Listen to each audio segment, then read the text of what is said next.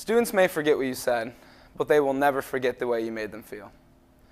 This quote is one that most educators know, or at least have heard at some point, even some with posters in their room about it, but one that I do not believe is lived up to in its full meaning. As educators, we have the amazing opportunity to be a bright light in a child's future, whether we want to or not. Some students come from fantastic families with everything a child could ask for, and then there are those that do not. There are those children who come home to no parents either at work or gone on the street, with their only warm meal coming at school. Those kids have no parent figures to look up to because they do not want to be like their parents in the street when they turn 18. Those are kids who need the science teacher to give them hope and confidence, the math teacher to supply wisdom as a great role model, and the social studies teacher to give them some laughs when they need them the most. That is what a teacher does, in my opinion. Do teachers need to know their content and how to teach their subject? Absolutely. There will never be a way around that. But no child is going to remember every single problem and formula I throw at them every single day, no matter how much I drill it in their head. Because that student I may be trying to get to remember that you can graph a line using slope-intercept form might just be thinking about how he is going to get his dinner that night. So when I think about how I want my classroom to be run in the future, to me it is simple. I want to create a respectful, comfortable, and fun and caring environment that students crave to attend because of the way it makes them feel. That is how you get students to understand your content area. As a teacher, one of our most important jobs is the safety of our students, period. Regardless of anything, making sure our students are safe at all times, whether it be during emergency drills or situations, or harming with peers, is the #1 priority. With that being said, to ensure that I have a safe environment in my classroom, I will be very serious in my discussion of classroom expectations during emergencies. In a lot of classrooms I grew up in, it was never a priority to discuss them because it was a waste of class time, as they would say. But when it came down to the drill, it was an honest free-for-all. I was incredibly fortunate to have never been in any type of emergency situation that caused any frantic measures. However, it can happen anytime, anywhere. I never want my students to feel that they are in danger if a situation comes along, and I believe that taking a lot of time to discuss and practice those situations on our own time shows them how important they are to me and to never be taken lightly. Not only does creating a safe environment mean during emergency situations, but also in my classroom during class period. Bullying is one of the most violent methods that students use against each other in school, unfortunately leading to incredibly heartbreaking story endings. I will not tolerate any of that behavior in my classroom whatsoever. My classroom will be a respectful place, and I expect my students to abide by that, no questions asked. I want every student to come in and feel comfortable to share, talk, and participate every day without the fear of being judged or made fun of.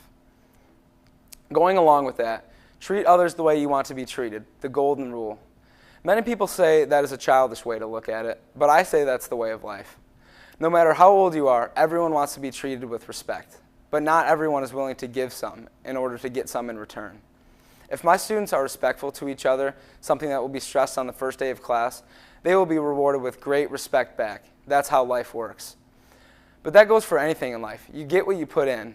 My students will know that the effort they put into my class will determine the grade they get at the end of the year. Those students that put in A effort will more than likely receive an A on their final report card.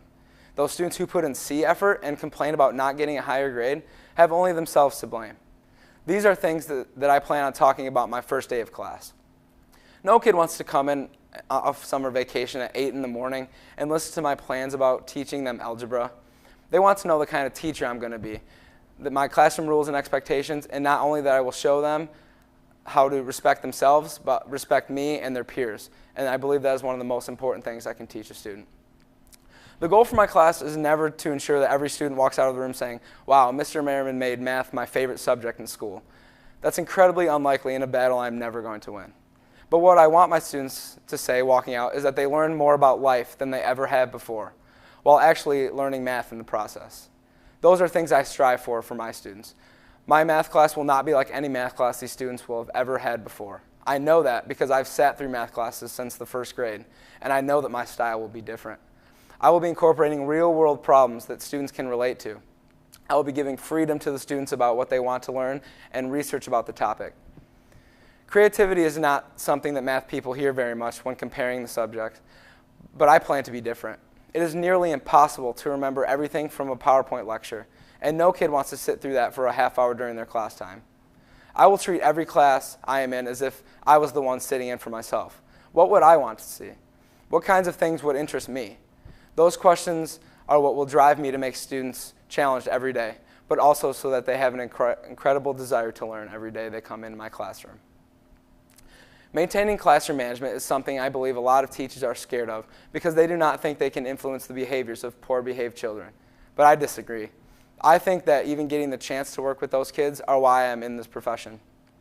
Everything is easy when kids are doing what you ask them and being successful while doing it. But the real challenge comes from those students who struggle to complete your work, fail to abide by rules at times, and test your patience. Those are where the most respected and influential teachers come from. Are you going to get angry at your students, or are you going to be able to sit back, take a deep breath, and figure out what the next step will be? I will always take the second route, even when it is the hardest to do so. That is how you gain respect and create great rapport with students. Those misbehaved students hear how much in every period how much they are failing, how misbehaved they have been, and why they are not successful. I want to be the teacher that points out their positives, gives them hope, and continues to work with them even when it feels like they are a lost cause. Those students are the students who remember you, and not because of what you taught them content-wise, but because how you made them feel.